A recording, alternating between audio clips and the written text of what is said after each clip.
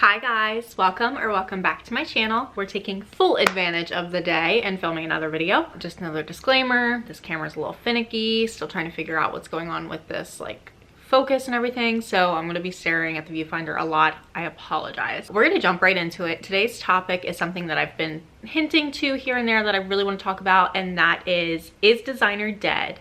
And are we in a no buy, low buy year? So I'm really looking for this to be conversational because I want to understand the perspective of people who aren't just making content, like normal everyday consumers like myself. Sometimes what influencers put out there is not really relevant to the everyday person. Within this video, we're also going to talk about my wish list for 2023 because I feel like it's kind of fun. It's not very long, I can tell you that, but we'll get into it. So first off, is designer dead? The big question of 2023. I don't think that designer will truly ever be dead, but that's not really what the question is. The question is, are we all collectively starting to look at these alternative brands to spend our money on rather than Louis Vuitton, Chanel, Hermes, Gucci, YSL, etc., etc.? And I think the answer is yes. Within the people that I've talked to, my friends in this community, my viewers in this community, everyone seems to kind of be on this contemporary kick. And a lot of people are very much focusing on Coach this year. Now, I'm gonna be honest with you, Coach is not my cup of tea. It's nothing against their quality, their brand, anything like that.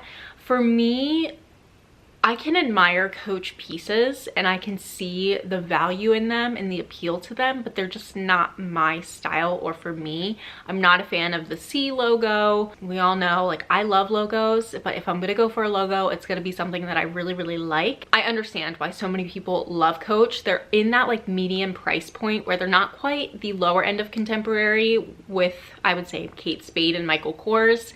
They're kind of like this weird step up in contemporary where they're definitely not designer, but they're in the same realm as say Tory Burch, Marc Jacobs, Paulin, Strathberry, all of those style of brands. And that's where I'm actually planning to focus on a lot this year. My Louis Vuitton collection, I feel like, is pretty complete. In fact, there's a lot of pieces, I shouldn't say a lot because I don't have a large collection, but there are pieces in my collection that I'm looking to part with in this new year, because I'm either not using them or I just have them to have them. I think my Louis Vuitton collection is very much going to dwindle this year. I'm really just gonna have enough things to count on one, probably not two hand, I don't know. We'll see where the year takes me. Not necessarily just because of economic things, but because we're starting to see the value and quality over the value of names. And I don't know, I just feel like all of us girlies are maturing. We're in our wealth whispers era and I'm living for it. I'm loving it. That is designer dead? The answer is no. It's just not at the forefront of everyone's minds. Please keep in mind that this opinion is coming from someone that works a 40-hour work week. I am, your 9 to 5 girly, Monday through Friday. I'm not technically in corporate America, but I have that type of job. I wouldn't even consider myself middle class. I don't have the luxury of just not worrying about money, I guess is the best way to put it. I'm still very conscious of money. So that's how I feel about that. Now let's move on to, are we in a no buy, low buy year? And what does that mean? So a no buy year would mean cold turkey. We're not making any unnecessary purchases in 2023. That's not for me. First of all, I've already broken that because I've made purchases in 2023, including my Paulin bags. I like to shop. Shopping is a hobby for me. Sometimes I don't even have to buy something. It's just the idea of being out and about and shopping. That being said, I do get the dopamine or whatever it's called from making purchases, and I know that me trying to quit cold turkey is just not a realistic goal. I do think I am in a low buy year, meaning that I'm not looking to spend the same amount of money that I've spent in the past year in 2023. Multiple reasons for that. One, obviously I'm more satisfied with my Louis Vuitton collection, and that is a huge chunk of change that I spent in the past couple of years, but last year especially. And two, I'm feeling very content with my jewelry collection for the most part. I know I recently talked about how I ended up returning the Cartier Just Un Clou because it just wasn't working for my finger. My camera's going to die. Please hold. Okay, anyway, I was talking about my jewelry collection and how I feel pretty satisfied with most of my jewelry. I am getting some ear piercings done in February. That's already been pre-planned. So I think that'll be the extent of any jewelry that I'm purchasing within the next couple of months. On February 1st, I am starting a 90-day bag fast, which basically just means I'm not going to purchase any bags within 90 days.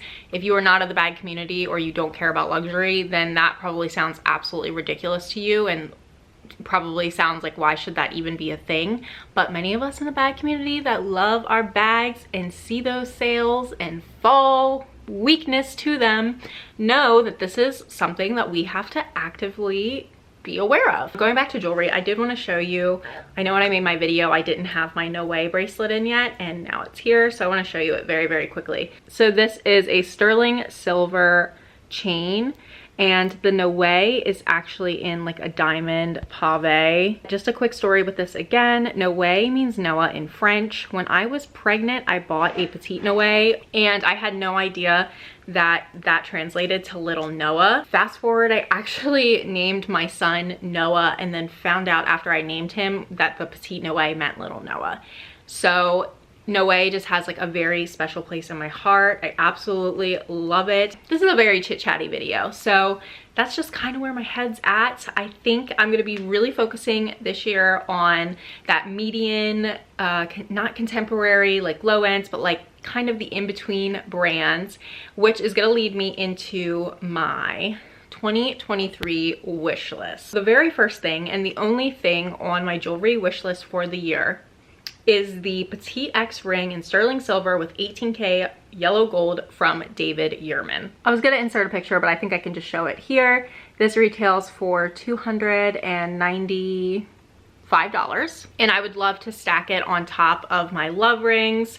I just think that that would look very cute. I might even put like my thin wedding band on the other hand over here with a moissanite ring and then stack that on top of my thicker love. I don't know, I just really like the look of it. David Yurman has never really appealed to me until this year, but here we are. I am not even going to try to pronounce this because I have no idea how to say it, but it's a Paula bag. I have seen this bag absolutely everywhere, and I just think it's the perfect beach bag. Like, this looks a little ridiculous to me because it's so large, but you can actually cinch it. Do you see that?